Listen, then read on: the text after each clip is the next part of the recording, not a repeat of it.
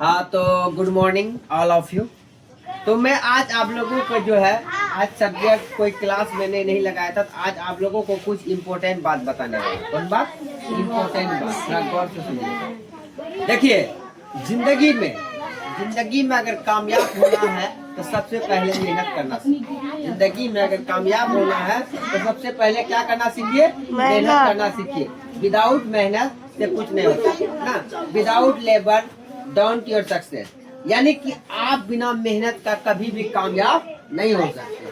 अगर आपको कामयाब होना है, सक्सेस लाना है, अपने आप में रंग लाना है, तो आपको उस तरह कार्य करना पड़ेगा। जैसे देखिए, सूरज की तरह अगर चमकना है तो सूरज की तरह जलना सीखे। सूरज जब चमकता है तो सबको रोशनी देती है ना। मजा धूप आ जाएगा, सब सोचे धूप लेते मजा आएगा ना। तो धूप जो आता है उसको कितना जलना पड़ता है, उसको चैन मिलता है? सूरज भगवान को कभी नहीं मिलता। तो सूरज की तरह चमकना है तो सूरज की तरह जलना सीखो, तब सूरज की तरह चमकोगे, है ना। और जीवन में कुछ पाने के लिए कुछ खोना पड़ता है, गलत बात। कुछ खोना नहीं पड़ता, कुछ मेहनत करना पड़ता। और मेहनत करने के लिए रात की नींद त्यागनी पड़ती है। अगर कोई भी बच्चा जो है कोई भी बच्चा बुक अगर अपने लुक पे ध्यान ना रख के अपने बुक पे ध्यान रख ले, उसका लाइफ चेंज। लुक मतलब समझता है? अपना सूरत, हमेशा सूरत देखता, पाउडर लगा मार ले। वो लुक नहीं देखे, बुक देख ले, उसका जीवन सुधर जाएगा। एक लुक को बनाने के लिए जो है आदमी क्या करता है? बहुत अच्छा क्वालिटी पाउडर लगाता है, बढ़िया चलता है। लुक पे ध्यान ना रख के किस पे ध्यान रखिए? बुक पर। लुक को ना देखे, बुक को देख ले, जिंदगी संवर जाएगी। कामयाबी क्या मांगती? समय मांगती। कामयाबी क्या मांगती है? समय मांगती है। वक्त रहते हुए अपनी क्या कहते हैं, अपनी जो है सोच को बदल लो, तुम्हें दुनिया याद करेगी। लगे वक्त के पास उतना वक्त नहीं जो फिर से आपको वक्त देगा। वक्त के पास उतना वक्त नहीं है जो दोबारा वक्त देगा। आप बालपन थे, जिस समय बच्चा थे, खेलते थे, अभी भी बच्चा है क्या? नहीं है ना। बोलिए। तो मेहनत हम लोगों को कैसा करना चाहिए? सूरज के तरह। कैसा करना चाहिए? सूरज के तरह। अगर सूरज के तरह जलना है तो सूरज के तरह चमकना है तो सूरज के तरह जलना सीखो।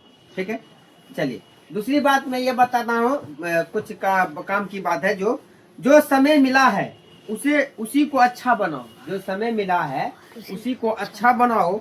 अगर अच्छे समय की राह देखोगे, पूरा जीवन कम पड़ जाएगा। यानी कि तुम देखोगे कल अच्छा होगा तब करेंगे, कल अच्छा होगा तब करेंगे, पता चलेगा पूरा जिंदगी बीत जाएगा अच्छा का अच्छा ही, बहुत अच्छा कट के चले जाएगा। तुमको पता ही नहीं चलेगा अच्छा कहाँ था, कैसे गया, क्या हुआ। इसीलिए कहने का अर्थ है कि देखो, एक छोटी सी कहानी सुनाता। एक बाबा थे। क्या थे? बाबा। वो 12 साल एक जंगल में तप किए थे। कहाँ तप किए थे? जंगल में। जब वो तप किए 12 वर्ष, कितना वर्ष? 12। अब बता, कोई आदमी 12 वर्ष बैठ के ऐसे तप करेगा, पूरा बैठ के, क्या होगा? भगवान नहीं, उसका मतलब पूरा जंगल आ जाएगा। जब 12 साल उठा न, पूरा वो हड्डी हो गया था सूख के, लेकिन वो भगवान की छवि को पा लिया था। अपने ज्ञान इंद्रिया को अपने कब्जा में कर लिया था। ठीक है, तो वो क्या, वही पत्ता चूस के रहता था। पत्ता था ना पेड़ का, वही खा के रहता था। उसके बाद भगवान इंद्र आए। कौन आए? भगवान इंद्र कहा, क्या गुरुजी कैसे हैं? बोले कि हाँ ऋषि मुनि अच्छे हैं। कैसे हैं ऋषि मुनि? बोले अच्छे हैं। आप अपना बताइए भगवान कैसे हैं? बोले मैं भी अच्छा हूँ। बोले कि आप विवाह नहीं करोगे? कल की नहीं। क्यों? हमने तो अपना ज्ञान इंद्रिया को अपने वश में कर लिया। मेरी ज्ञान इंद्रिया कभी झुक ही नहीं सकती, है मेरी चैलेंज है। क्या है? चैलेंज। भगवान को बुरा लगा। इसलिए बुरा लगा, अरे बोलो कि हाँ नहीं करेंगे, हमको इच्छा नहीं है उससे, हमको खुश नहीं है अपने जीवन में। जीवन बिना जीवन साथी का मैं जी सकता हूँ, ऐसे बोलना चाहिए। वो घमंड से बोला कि मैं अपने ज्ञान, मैं अपनी इंद्रियों को बस में कर लिया हूँ, मैं शादी नहीं करूंगा, मुझे कोई झुका ही नहीं सकता। तो घमंड नहीं हुआ। हम अभी बोलेंगे है हम दे तरह कोई नहीं जानता, हम ही सबसे ज्यादा जानते हैं, बेवकूफ नहीं। तो का ठीक है, देख लेंगे आपका भी ऋषि मुनि कितना अच्छे हैं, क्या क्या चले गया। और उसके बाद वो भगवान जो है ना लड़की रूप धारण कर लिया। किसका? लड़की। उसको दिखाया नहीं, चुपके चुपके रूप धारण कर लिया। वो ब्यूटीफुल, देखने में सुंदर। हाँ, और एक तो पेड़, जो पेड़ के नीचे बैठता तो वो पेड़ में सब पत्ता को ही ना फल बना दिया, और सुंदर फल मीठा। वो डेली खाते मीठा फल तल खाया तो शरीर बन गया उसका। हाँ, थोड़ा सा देखने में हैंडसम हो गया। तो एक स्त्री जो है, वही स्त्री वो भगवान, तो स्त्री जो है उसको आके डेली आता था फल, एक दिन फल खिलाने आया। तो ये फल, ये गाछ में फल कौन दिया? क्योंकि हम दिए, हमरे देन है फल, तुम ही लगाया करके। हाँ, हम ही लगाए। इतनी प्यारी हो। इस तरह करते करते करते गुरु को आ जाता है उस पर दिल। क्या जाता है? दिल। जब उसका दिल उस पर लग गया तो धीरे धीरे धीरे होते होते होते कुछ दिन बाद कहता गुरु जी कि आप मुझसे विवाह करोगे? बल्कि हे रानी, मैं आप पर मोहित हो गया, आपका सुंदरता बहुत मुझे भा गया, आप मुझसे विवाह करोगे? कल कि ये तो कैसे हो सकता, क्योंकि विवाह का जो हक होता है वो किसके पास होता है? माता और पिता के पास। क्या आप अपने मन से शादी कर दीजिएगा? तो करिएगा, बेवकूफ कहलाइएगा। तो बोला नहीं, हम क्या होगा? विवाह का जो ये होता है, जो हक होता है वो माता और पिता के पास होता है। हम कैसे कर सकते हैं, कैसे हम हाँ भर सकते हैं? ये चीज तो पिता को पूछना पड़ेगा। बोला ठीक है, पूछ के आओ। पूछा, उसके बाद आया। वो किससे पूछेगा? वो तो ऐसे जांच रहा, गया घूम के आ गया। कहा कि हाँ पूछ लिए, लेकिन बहुत ऐसा बात बोले गुरु जी, आपके साथ बोलना है ना न्याय नहीं, कोई हक से न्याय नहीं। बोले बोलो तुम जो भी है, मैं तैयार हूँ। कि पक्का तैयार हो? कि हाँ तैयार। मेरी माँ बोली कोई भी हो, गुरु हो, ऋषि हो, मुनि हो, कोई भी हो, अगर वो तुमको कंधे पे बैठा के घुटने के बल पे हमारे दरवाजे तक पहुँचता, मैं उसी से अपनी बेटी का विवाह कराऊंगा। ये सब बात है, कौन बड़का बात है, कर लो। लेकिन नहीं, आपकी जगह गुरु होके इतने बड़े ज्ञानी व्यक्ति, हमें तो शर्म लगेगी। लेकिन एक काम करो, रात में करेंगे, कोई नहीं देखेगा, चलेगा? बोले हाँ चलेगा। अरे ठीक है। वो लड़की को कन्हा बैठा लिया और घुटने का बल पे टुकुर को जाने लगा। कुछ दूर तो गया, जाने के बाद तब जो है उसका स्त्री जो था, तो भगवान ने था, भगवान उतर गया और अपना रूप दिखा दे। क्या गुरु जी, कहाँ गया आपका तप कहाँ गया? क्यों भटका आपका मन? तो ये मन क्या है?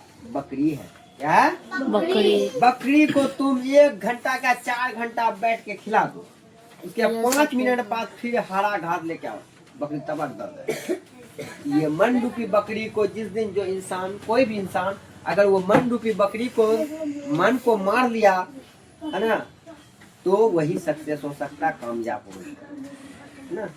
भजन गाया भी है, मन रूपी मन पे भजन भी है, कोई याद नहीं है। तो कहने का अर्थ है, मेरा कहने का अर्थ यह हुआ, ये इस कहानी से क्या शिक्षा मिला तुम लोग को? ये कहानी से क्या शिक्षा मिला कि कितनों तप करे स्त्री वो पावरफुल इंसान, वो चीज है जो किसी को भी झुका देता है ना। बस आप अगर झुकना नहीं चाहिएगा तो लाइफ बन जाएगा, झुक गए बाबा क्या हो गया, इतना तप किया, सब बेकार, सब कहाँ चले गया? बेकार, पानी में चले गया। तो उसी तरह जैसे आप पढ़ाई करते हैं, पढ़ाई करने के लिए सबसे पहली बात क्या है? आप अपने आप को मेहनत कीजिए। क्या कीजिए?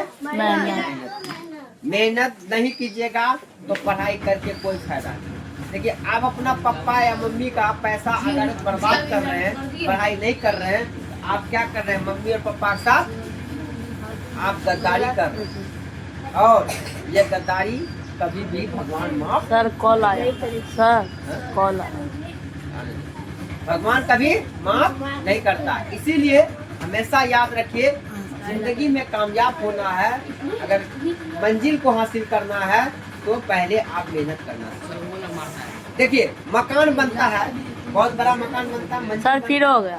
क्या आप देखे होंगे, एक ईटा जोड़ता है, दो, दूसरा, तीसरा, चौथा, चौथा, पांचवा, छठा, 10वां मंजिल बन गया, बनता है। तो धीरे धीरे बनता है ना, उसी प्रकार आप भी धीरे धीरे ही बनिएगा, लेकिन आपको मेहनत करना होगा। जब मकान बनता होगा तो क्या ईटा फेंकता होगा, सीमेंट को बुनता है, तब उसमें मकान जोड़ता है ना।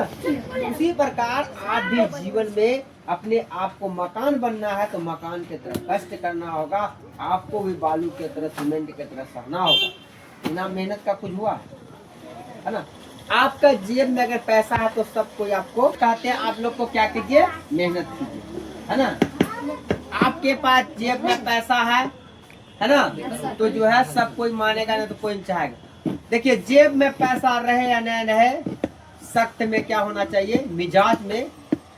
जेब में गांधी रहे या न रहे, मिजाज में आंधी जरूर होना चाहिए। मिजाज में क्या होना चाहिए, आंधी जरूर होनी चाहिए। आपके मिजाज में आंधी है और जुनून है, सोच है, अच्छी सोच है, बुलंद है, आपको कामयाबी कोई नहीं रोक सकता, किसी का माई का लाल भी नहीं रोक सकता आपको कामयाबी। आप अपने आप में आंधी लाइए और गांधी के पीछे कम भागिए, आंधी के पीछे भागिए, गांधी ऑटोमेटिक आ जाएगा। चलिए इन्हीं के साथ मैं अपनी बातों को पूर्ण विराम देता हूँ। जय हिंद, जय भारत।